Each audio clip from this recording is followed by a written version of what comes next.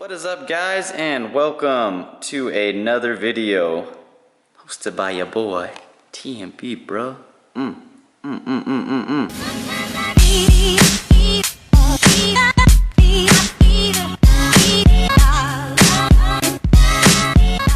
So today I'm going to be talking about Chinese fairings, Chinese parts in general, if you're going to be buying parts for your motorcycle. Just a little bit of history, if you're wondering about me, this is your first time visiting the channel. This is my fourth bike. This is my third bike. My second bike I have sold. It's a 2014 Ninja 300, and my first bike was a little Hyosung 250. I've had 4 bikes. I've had 3 years of experience. I've had well over 45,000 miles of riding during that time. I've done a lot of mods. I did the most mods actually on my Ninja 300. If you're really curious about that, you're more than welcome to visit the channel. I've got plenty of videos on that. So I recently did a mod series on the ZX6R and the Aprilia RSV4.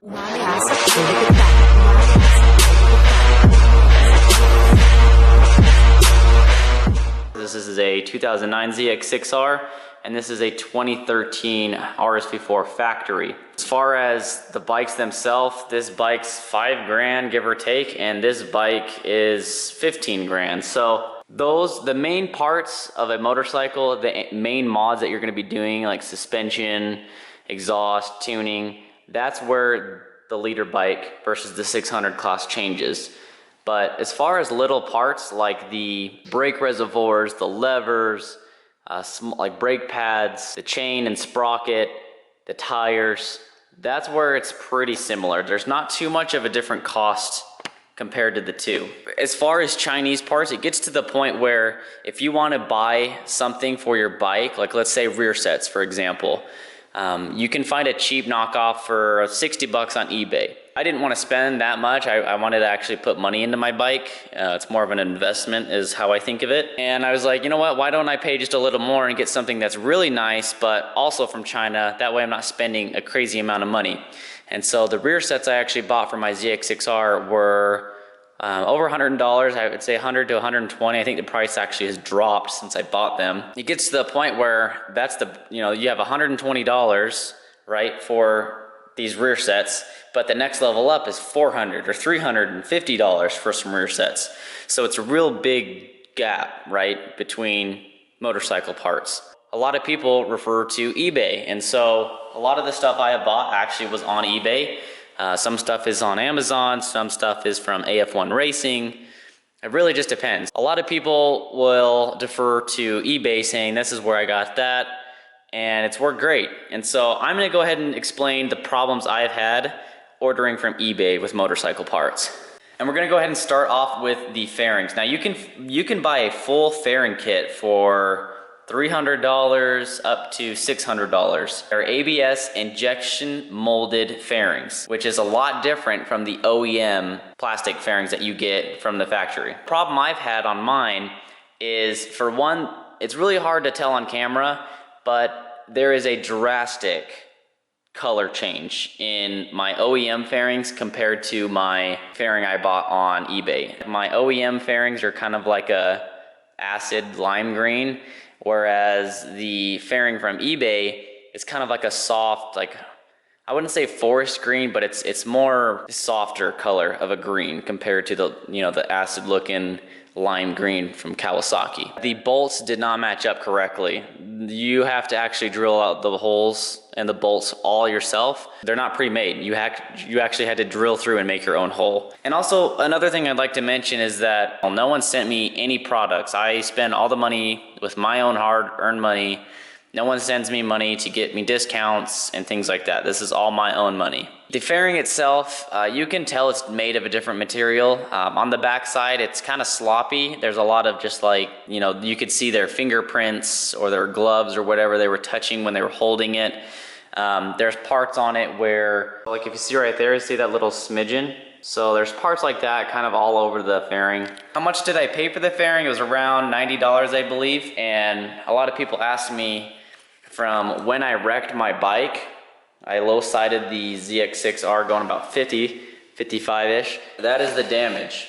And so I replaced these fairings So this fairing I actually purchased off of eBay, and that was from and this is also another thing, if you're looking to buy motorcycle parts, especially fairings, I would go ahead and look into, you'll see some listings on there that people have, like, let's say low-sided the right side, but the left side of their bike is just fine.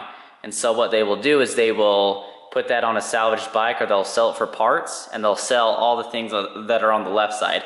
And that is where you can get a really, really good discount on OEM plastics. And you're probably wondering, why didn't you go with Monster fairings? And I'll go ahead and tell you why. So with Monster fairings, you'll notice that a lot of people that did the reviews on Monster fairings had a CBR. And if you don't know about CBR compared to the other bikes, is their tank is plastic, which means it's removable, which means you can change the color of your tank along with the rest of your fairings. Whereas a ZX6R, an R6, a Gixxer, you know, we're kind of stuck because this is part of the bike. This is metal. If you want to change this, you're going to have to either paint it, you're going to either vinyl wrap it, or you're just going to have to leave it how it is. And so that's why I didn't go with Monster fairings. I really didn't mind spending that money. I couldn't make the rest of the bike one color and then still have a green tank. So that's why I didn't go with Monster fairings. The next thing I purchased, actually I purchased on both of these bikes, was levers. With the ZX6R, I actually purchased levers along with a brake reservoir. These are actually not too bad. The only concern I have with this whole kit is the levers are fine. They're great. They feel great. I love this. I absolutely love that it does the clicking noise, and you can feel that.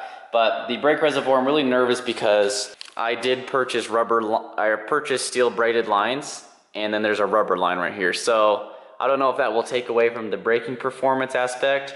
And then I've also heard of horror stories where this leaks. I tightened these down as much as I could with thread lock and everything, so we'll go ahead and see if it works out. The other problem with these levers, and what they don't explain to you, is that right here, you see that connection? There's supposed to be a connection, which I actually zip tied behind here. That connection actually goes to a sensor on your bike.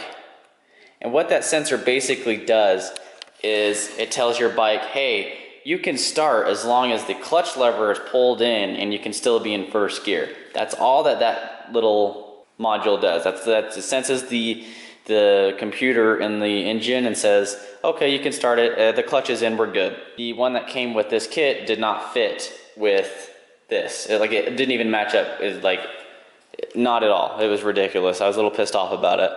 So now if I ever want to start my bike, I have to be in neutral. These levers are adjustable, so that's also nice. You can adjust that to your preference. I'm not complaining too much about the levers. They were pretty good. My one gripe is the sensor that now I can't even use. Rear sets is that point where, you know, like I was saying earlier, you can either spend 60 to 120, which that's how much I spent on these, was 120, up to, you know, $450 for some light tech rear sets, which are, you know, great rear sets.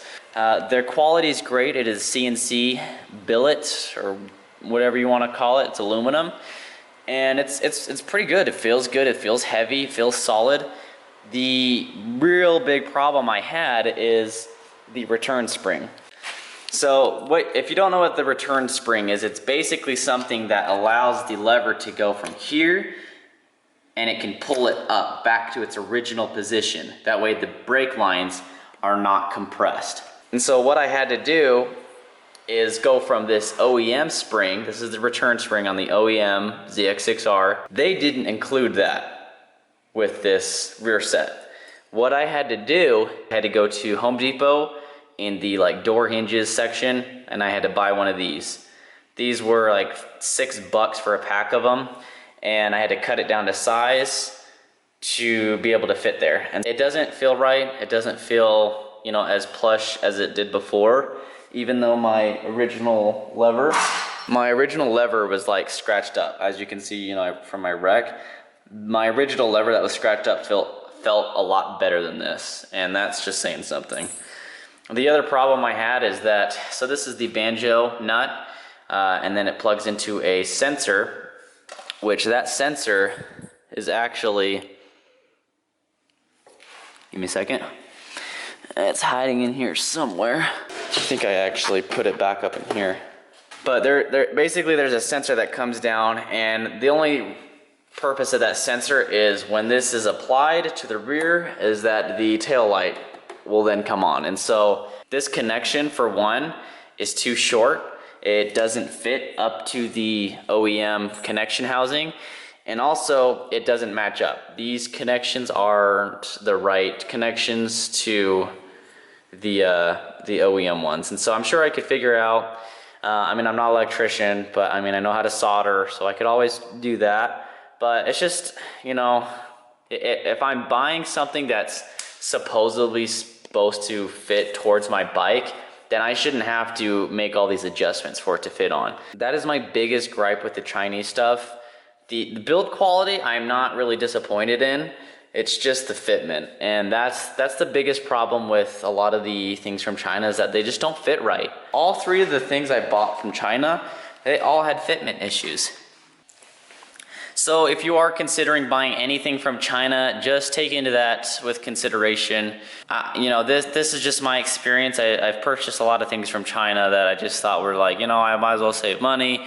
But to be honest, this is the last time I'm ever purchasing anything from China. Maybe small things I'll purchase from there, but it's just not worth it. You know, if you look at it from like an investment standpoint, later I'm going to be switching CRG levers to the RSV4. I felt them on my buddy's ZX6R, the one I did a bike swap, and it just felt so much better. The levers felt better, you know, they click better. And you really do get what you pay for. And so if you're looking to keep your bike for, you know, however long, especially if you have like a liter bike or a 600 or something that you can really grow into, then I just really highly recommend that you just look into buying some really nice parts. There may be, you know, certain instances like, you know, why spend $200 on a Italian part when I could spend $6 at the hardware store, you know? If it's something like that, then sure. But as far as if I'm gonna be investing into my bike, then that's just what I'm gonna do. So not saying that everything from China is bad, and not saying that everything from America is amazing, but the build quality is pretty much there. It's just the fitment. And so if you're really considering purchasing like fairings from China, just watch this video, take it with a grain of salt. At the end of the day, do what you want. If you want to really save money and be a penny pincher, go for it. And so that's basically a wrap. I really hope you guys enjoyed. If you do have any questions, you're more than welcome to hit the comment section, or even if you really want to have like a one-on-one chat, I'm more than willing to message you guys through Instagram, Twitter, Facebook, mainly those three. I'm a little slow to reply, so sorry about that, but I can always one-on-one chat with you guys through that if you have any questions. Send me pictures of your bike if you have concerns with certain parts. Just let me know and I'd be more than happy to help. But that's a wrap, guys. Thank you for watching. Hope you guys have a great day. Safe riding. Have a good one.